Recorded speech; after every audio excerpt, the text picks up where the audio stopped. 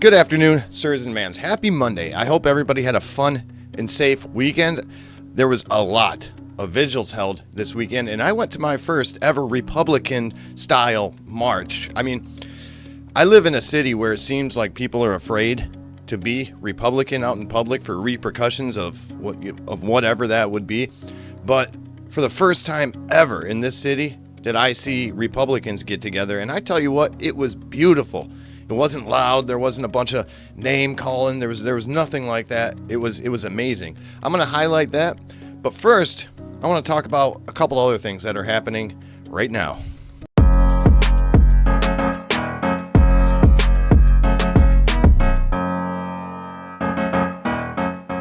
Now, a young man was just arrested for absolutely or trying to destroy a Charlie Kirk memorial outside of the Turning Point USA's headquarters in Phoenix, Arizona, and this is absolutely disgusting behavior.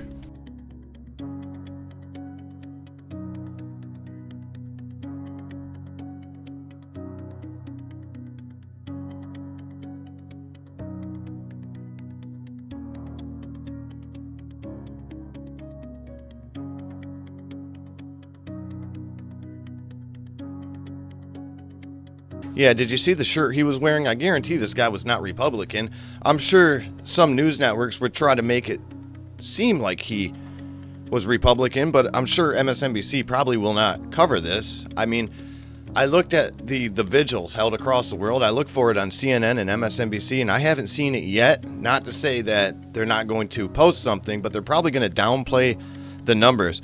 But this kid was trying to get a response, along with a lot of Democrats, and right now, well, far leftists. And right now, what they want you to do is get an emotional response so that their news outlets and them themselves can continue to play the victim. They want us to be very, very violent.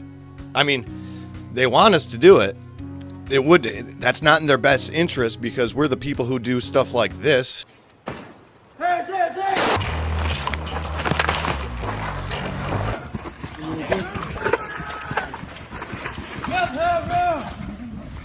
But you know, play stupid games, win stupid prizes. And the left is pissed right now because we're not out in the streets burning it down. We're not doing that. We are peacefully and patriotically, remember those words, protesting in a sense. I mean, we're praying, but we're also protesting at the same time.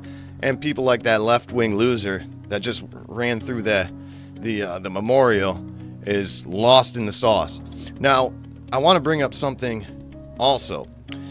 Young people are the future of this country, period. And there's a ton of them right now there's millions of them right now that are looking up. They're looking for mentorship. It's up to people like me and you to show these people, these young people, what's right and what's wrong, because they've been being brainwashed by their colleges, by mainstream media. And what's ultimately going to change this country? Well, I think something has to be said about mainstream media. Something is fiercely wrong with mainstream media, and I don't know what's going to change that. But the ultimate thing, the change for good in this country that's going to be, is getting Democrats out of office, because they've gone so far left that they've left everybody in the middle confused on where to go. And after this assassination, we're seeing a lot of people move towards the right because they don't want to be connected to the violence that's connected to the far left. Now, do you remember this woman? The best part of this whole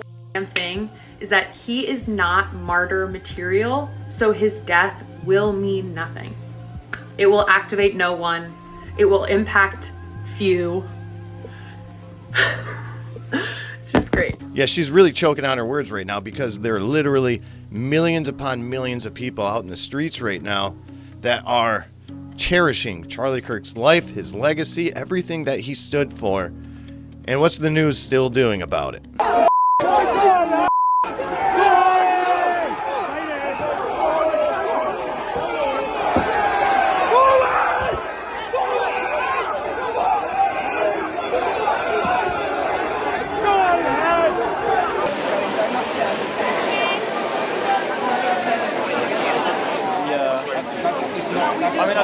Yeah, they're lying. They're clearly lying. They're downplaying the numbers. They're saying that these are far-right extremists. They're saying that these people are racist. And it's crazy because we know who the attackers in this case that were attacking the police, that were attacking the people marching for freedom of speech. Well, it was Antifa, pro-Palestinian people, and far-left extremists that want to shut down freedom of speech. Others to get killed. I mean, it's crazy. We're just journalists, and they're all calling us Nazis. When people stop talking, that's when you get violence. What does the sign say? hey, we just got beer on us. And it was peaceful until the other side came. They stopped us from being able to hear the speeches. Policeman's come with a baton, hit him 3 times in the head when he can't move. Sent him away bleeding, blood everywhere. I got it on me. That's when civil war happens. Just pure brutality. People ain't got no rights to talk. In the UK, 30 people a day are arrested for offensive social media posts in the UK. We came all the way here to see Tommy Robinson speak, and instead we are being separated as the police protect the little anti-racist protesters that are here. What do you see as the biggest threat to free expression in higher education today? The left. Remember, he was not assassinated because he practiced hate speech. He's now gone because he practiced speech that they hate. Now you're hearing a lot of people on the left call Charlie Kirk racist and all this, say that all of his followers are racists, homophobes, transphobes, this and that. That couldn't be further from the truth. They just want to call us names so that they can justify committing violence against us. But as I said in a recent video, we have to be the ultimate force of good right now, because that's the only thing that's going to make this country a better place to live in. Now, on to other news. Did you see Erika Kirk's message when she was talking about her husband and someone assassinating him? Because leftists are now starting to speak out about it, and here's what one of them had to say. All right, so I wanted to watch Charlie Kirk's wife talk, and I wanted to feel sympathy, compassion for her. And I'm going to be very honest with you. I felt threatened. I felt threatened by her words. Let me start by saying it seemed awfully performative, like Hunger Games performative, like Handmaid's Tale performative. That's my opinion. It's just my opinion. I'm just one person. But the words that she used were very threatening to me. It was some of the biggest dog whistles of all. And the way that I heard the dog whistle was, for my husband's legacy, we are going to unleash so much power to take down everybody that's not a white Christian nationalist.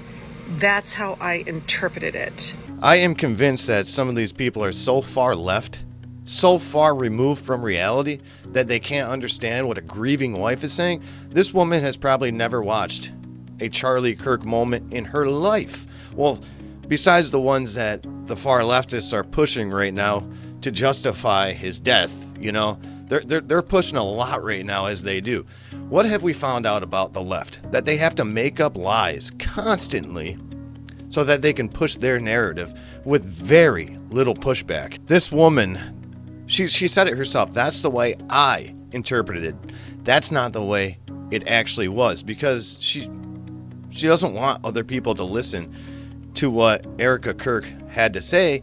She wants people to listen to what she thought about it, not actually go out and look for evidence. This woman is a perpetual victim and also a narcissist. Now, speaking about narcissistic people, we have the far leftist David Hogg, the Democrat socialist, which literally just interprets to socialist because that's what it really is. They just put Democrat in the beginning of it to make it sound good. Socialism has never worked anywhere in history, and these people want to promote socialism and removing the Second Amendment. Infringement on your Second Amendment rights. He put out, if I ever get taken out by one of these right-wingers, politicize the F out of my death immediately. I'm talking before my blood runs cold, and use it to pass as many gun laws as possible and raise as much money as you can to primary Dems who refuse to support gun laws. Yeah, these people are the ultimate